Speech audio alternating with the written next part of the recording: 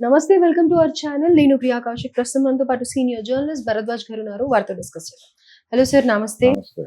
Sir, Chandrababu Naidu గారు లోకేష్ విషయంగా deputy CM ని చేయాలి అన్న ఉద్దేశం గురించి మాట్లాడితే ఇంకెవ్వరు మాట్లాడకండి, దీని గురించి స్టాప్ చేసేయండి అని హెచ్చరికలు జారీ చేశారు. సో అసలు ఇది ఎక్కడి నుంచి మొదలైంది అండ్ ఇక్కడితో ఇంక ఇది సమసిపోయినట్టేనా? అంటే డిప్యూటీ సీఎం చేయాలా లేకపోతే సీఎంనే చేయాలా అనేది పక్కన పెట్టేస్తే జరుగుతున్న వివాదం వెనకాల ఒక ప్రోగ్రాం ఉంది. ఆ ప్రోగ్రాం ఏంటంటే తెలుగుదేశం పార్టీలో సెకండరీ లీడర్షిప్ని ప్రమోట్ చేయాల్సిన అవసరం ఉంది. అంటే ముఖ్యమంత్రి గారు 70 ఏళ్ళు దాటేశాడు. చంద్రబాబు నాయుడు గారి వయసు 70 ఏళ్ళు దాటేసింది కాబట్టి ఇమీడియట్గా లోకేష్ చేతికి బాధ్యతలు అప్పచెప్పమని ఒక ప్రెజర్ ఉంది పార్టీలో. అంటే పార్టీ శ్రేయోభిలాషులు వీళ్ళందరూ కూడా ఆయన మీద ప్రెజర్ తీసుకొచ్చే ప్రయత్నం తీసుకొస్తున్నారు. ప్రెజర్ ఎందుకు చేస్తున్నారు అంటే సెకండరీ లీడర్షిప్ ని ప్రమోట్ చేయాల్సిన టైం ఇది. లేకపోతే ఇబ్బందులకు గురవ్వాల్సి వస్తుంది రేపు పొద్దున ఏదైనా జరిగితే. అందుకని మీరు ఇమ్మీడియట్ గా లోకేష్ చేతికి బాధ్యతలు అప్పచెప్పండి. అప్పచెప్పేసి మీరు గైడ్ చేయండి. మీరు గైడ్ చేసి మీ గైడెన్స్ లో అతను కొంత అనుభవాన్ని సంపాదించుకోగలిగితే, పరిపాలనాపరమైనటువంటి అనుభవం కూడగట్టుకోగలిగితే ఫర్దర్గా అతని పార్టీని ప్రభుత్వాన్ని బలంగా నడపగలుగుతాడు. అందుకని అతనికి బాధ్యతలు అప్పచెప్పి గైడ్ చేసేటువంటి రోల్లోకి మీరు వెళ్ళిపోండి అని ఓపెన్గానే మాట్లాడుతున్నారు వాళ్ళు.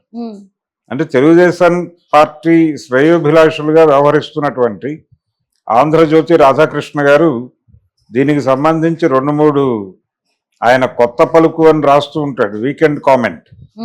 ఆ వీకెండ్ కామెంట్లో 2-3 సందర్భాల్లో ఈ ప్రస్తావన తీసుకొచ్చాడు ఆయన మాత్రమే కాదు, చాలా మంది మాట్లాడుతున్నారు ఓపెన్ గానే.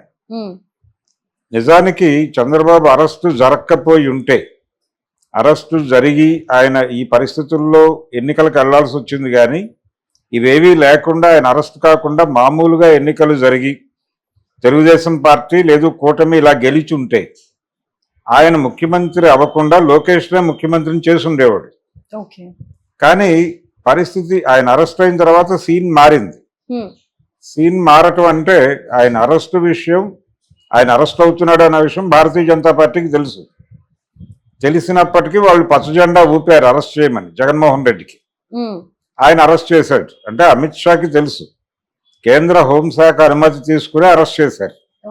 అరెస్ట్ అయిపోయిన తర్వాత ఆయన ఇదేంటి నన్ను అరెస్టు అంటే కేంద్ర ప్రభుత్వానికి తెలిసి అరెస్టు జరిగింది అనేది ఆయనకు అర్థమైంది. చంద్రబాబుకి అర్థమైన తర్వాత కొంత ఆయన ఇండియా కూటమి వైపు దృష్టి మరలుస్తున్నటువంటి సందర్భం. ఆయన అటువైపు చూస్తున్నాడు అనడానికి ఇండికేషన్ ఏంటంటే ఆ టైంలో వరుసగా ఇండియా కూటమి నుంచి ఈయన అరెస్టును ఖండిస్తూ ప్రకటనలు వస్తున్నాయి. ఈ ప్రకటనలు వస్తున్న టైంలో ఈయన్ని మళ్ళీ ఇటువైపుకి తిప్పటం కోసం పవన్ కళ్యాణ్ని పంపించి చంద్రబాబుతో మాట్లాడించింది కూడా బీజేపీని. ప్లాన్డ్. ఆయన సినిమా షూటింగ్ లో ఉన్నాడు. ఓజీ అనే సినిమా షూటింగ్ లో హడావిడిగా ఉన్నటువంటి పవన్ కళ్యాణ్కి ఢిల్లీ నుంచి ఫోన్ చేసి నువ్వు ఇమ్మీడియట్ గా వెళ్ళి చంద్రబాబుతో మాట్లాడి పొత్తు అనౌన్స్ చేయని చెబితే ఆయన వెళ్ళి చంద్రబాబు గారితో మాట్లాడి ములాఖాతు పెట్టి నేను బేషరతుగా మీకు మద్దతు ప్రకటిస్తున్నాను, ఎన్నికల్లో మనం కలిసి వెళ్తున్నాం, భారతీయ జనతా పార్టీ కూడా మనతో కలుస్తుందని ఆశాభావం వ్యక్తం చేస్తున్నానని మాట్లాడాడు ఆ రోజు జైలు బయట. ఆ క్షణంలో ఆయన తల ఇటు తిప్పారు మళ్ళీ ఎన్డీఏ వైపు తిప్పేసి, అంటే కేసు ఉంటే మంచిది అనే ఉద్దేశంతో పచ్చజెండా ఊపారు.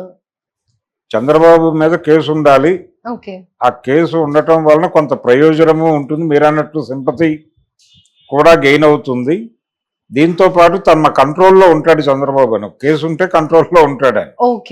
అలా చంద్రబాబుని కంట్రోల్లోకి తీసుకుని ఒకవైపు జగన్ అనే బల్యాన్ని, రెండో వైపు పవన్ అనే బల్యాన్ని పాతేసి ఆయన ఎటు కదలకుండా ఫిక్స్ చేశారు. ఈ క్రైసిస్ లో లోకేష్ కి బాధ్యతలు అప్పచెప్పలేని పరిస్థితుల్లో తనే బాధ్యతలు తీసుకున్నాడు ఆయన. ఎన్నికల్లో గెలిచిన తర్వాత తనే పదవి తీసుకోవడానికి కారణం అదే. 70 ఏళ్ళు దాటిపోయినాయి నాకు, నేను ఈ బాధ్యతలు చేయలేను అని ఆయన అనే పరిస్థితి లేదు అక్కడ. అందుకని ఇప్పుడు క్యాడర్ వైపు నుంచి ప్రెజర్ మొదలైంది. లోకేష్ కి బాధ్యతలు అప్పచెప్పండి, మీరు వెనకాలండి గైడ్ చేయండి అనేటువంటి ప్రెజర్ మొదలైంది. ఈ ప్రెజర్ చంద్రబాబు నాయుడు గమనిస్తున్నాడు, కానీ ఇది టైం కాదు అనే విషయం ఆయనకి తెలుసు. ఎంటర్టైన్ చేయడు ఇప్పుడు. ఆయన ఉప ముఖ్యమంత్రిగా లోకేష్ ని తీసుకునేటువంటి ప్రసక్తి లేదు, తీసుకోడు. తీసుకోకుండా ఈ డిమాండ్ని ఇలా కొనసాగనిస్తాడు. ఇలా మాట్లాడుతున్న వాళ్ళందరితోనూ ఆయన నెమ్మదిగా మాట్లాడే ప్రయత్నం చేస్తాడు విడిగా. మాట్లాడి వచ్చే ఎన్నికలలో లోకేష్ లీడర్షిప్ లో ఎన్నికలకు వెళదాం, అప్పటి వరకు వీళ్ళందరితో మాట్లాడించి ఆ రోజుని చెప్తాడు వీళ్ళకి, వచ్చే ఎన్నికల్లో మనం లోకేష్ నాయకత్వంలోనే వెళుతున్నాం ఎన్నికలకి, గెలిస్తే లోకేషే ముఖ్యమంత్రి, కాబట్టి ఇదే కదా మీరు అడుగుతోంది ఇంతకాలం, ఇప్పుడు గెలిపించి తీసుకురండి అని చెప్పి బాధ్యత వాళ్ళకి అప్పచెప్తాడు. అలా బాధ్యత, క్యాడర్ మీద బాధ్యత మోపటం కోసం చంద్రబాబు నాయుడు వ్యూహాత్మకంగా మౌనం వహిస్తున్నాడు, దీని మీద మాట్లాడకుండా. ఆయన కూడా, అంటే లోకేష్ కూడా చెప్పాడు, నాకు అలాంటి పదవి వ్యామోహం ఏమీ లేదు, అందరూ కలిసి ఉంటే చాలు అని మాట్లాడాడు. ఆయన కూడా ఒక ఇండికేషన్ ఇచ్చేసాడు, దీని మీద ఎక్కువ రచ్చ చేయకండి అని. అంటే అది ప్రస్తుతానికి అని అనుకోవచ్చు మీరు. అంతే, అంటే ప్రస్తుతానికి గొడవ చేయొద్దు, ఇదంతా కూడా వ్యూహాత్మకంగా జరుగుతున్నది, అందరికీ తెలిసి నడుస్తున్నటువంటి గేమ్.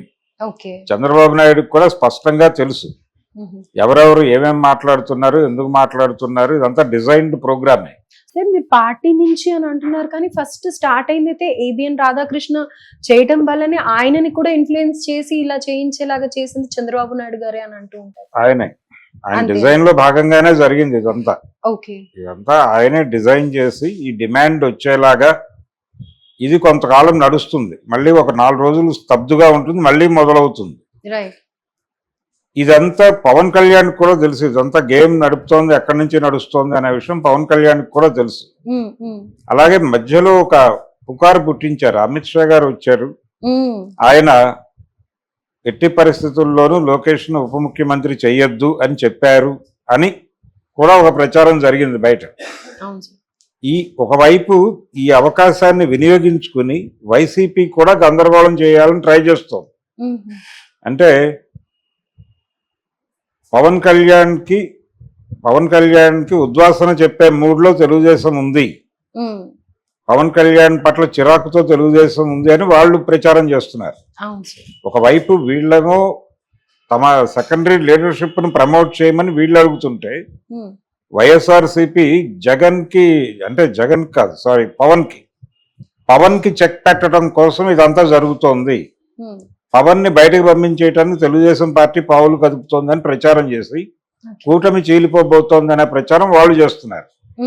అదొక గందరగోళం. అయితే ఇద్దరు ఉండకూడదా సార్? ఇప్పుడు పవన్ కళ్యాణ్ గారు కానీ లోకేష్ గారు కానీ ఇద్దరు డిప్యూటీ సీఎం గా ఉండకూడదు? ఇద్దరు ఉండొచ్చు. జగన్మోహన్ రెడ్డి 5గురిని డిప్యూటీ సీఎంలుగా తీసుకున్నాడు, కాబట్టి వీళ్ళు కూడా 5గురిని తీసుకోవచ్చు, ఏం కాదు. కాకపోతే లోకేష్ కి డిప్యూటీ సీఎం ఇచ్చిన తర్వాత పవన్ కి ఇవ్వటంలో ప్రత్యేకత ఏమిటి అనే ప్రశ్న మొదలవుతుంది. ఆ ప్రశ్న మొదలవకుండా ఉండాలంటే లోకేష్ కి ఇవ్వకుండా ఉండటం మంచిది. అసలు ఉప ముఖ్యమంత్రి అనే పదవే 6,000 అన్నాడు సంజీవ్ రెడ్డి గారు ఆ రోజుల్లో. అంటే ఉమ్మడి రాష్ట్రం ఏర్పడినప్పుడు, ఆంధ్రప్రదేశ్ ఏర్పడి ఎన్నికలు జరగడానికి ముందు పెద్ద మనుషుల ఒప్పందం ప్రకారం ఏంటంటే, తెలంగాణ వ్యక్తి గనక ముఖ్యమంత్రి అయితే ఆంధ్ర నుంచి ఉప ముఖ్యమంత్రి ఇవ్వాలి, ఆంధ్ర వాళ్ళు ముఖ్యమంత్రి అయితే తెలంగాణ నుంచి ఉప ముఖ్యమంత్రి పదవి ఇవ్వాలి అని ఒక ప్రతిపాదన రాసుకున్నారు వాళ్ళు.